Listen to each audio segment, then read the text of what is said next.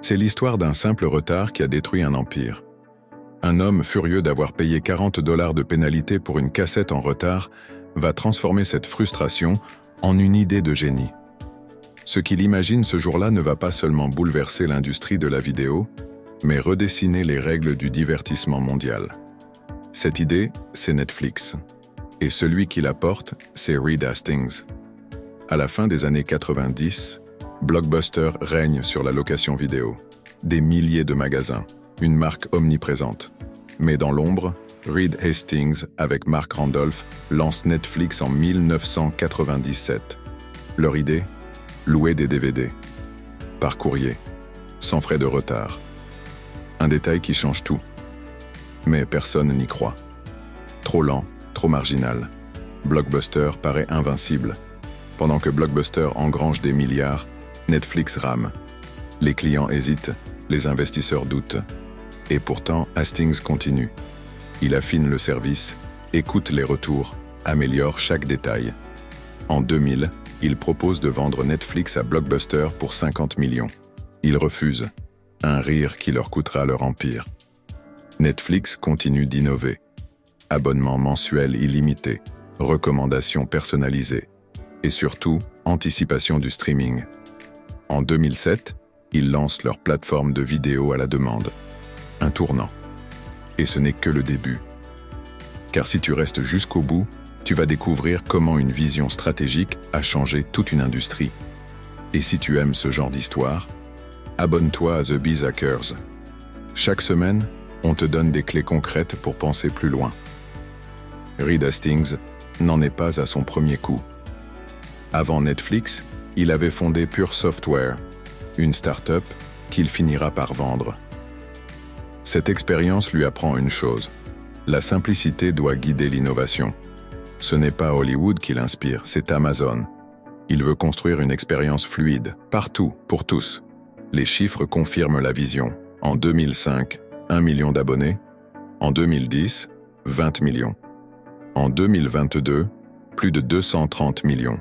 Leur budget de production dépasse les 17 milliards par an. Et malgré la concurrence, Netflix reste une référence. Ils ne suivent pas les tendances. Ils les créent. Mais ce n'est pas qu'une question de chiffres.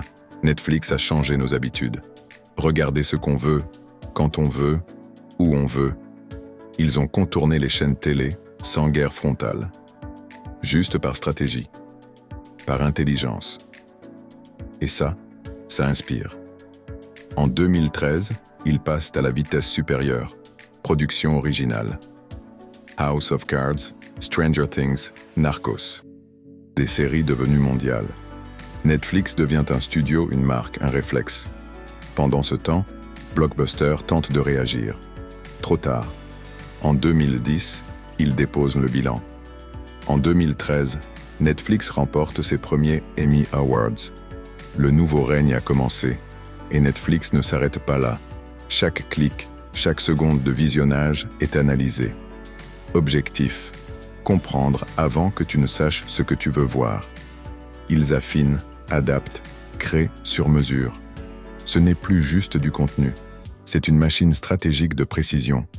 Avant de devenir un géant du streaming, Netflix n'était qu'une start-up modeste, souvent moquée. Les grandes chaînes de télé ne voyaient en elle qu'une lubie technologique. Pourtant, Reed Hastings avait compris une chose. Ce n'est pas en faisant plus qu'on fait mieux, c'est en faisant autrement. Cette philosophie, il l'a appliquée à chaque étape. Quand tout le monde investissait dans la publicité classique, Netflix investissait dans son algorithme.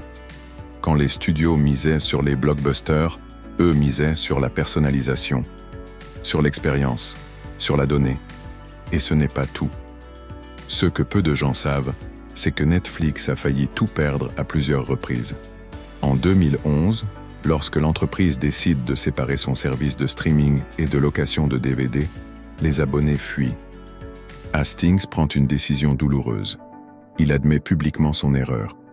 Il annule tout et relance.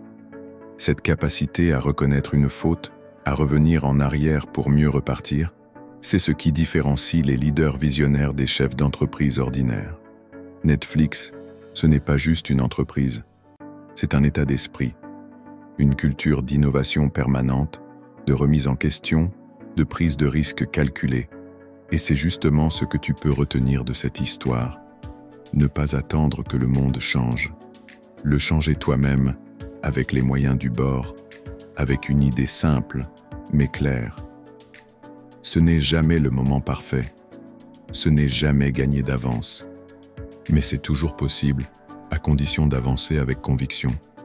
Alors peu importe où tu en es aujourd'hui, peu importe si tu débutes, si tu doutes ou si tu te sens en retard, l'important, c'est ce que tu décides d'en faire.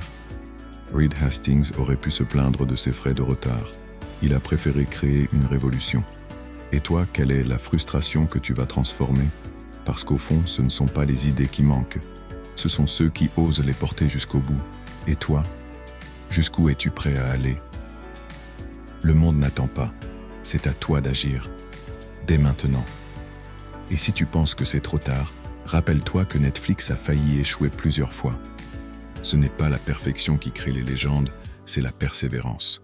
Ce n'est pas l'idée la plus brillante qui gagne, mais celle qui survit aux échecs.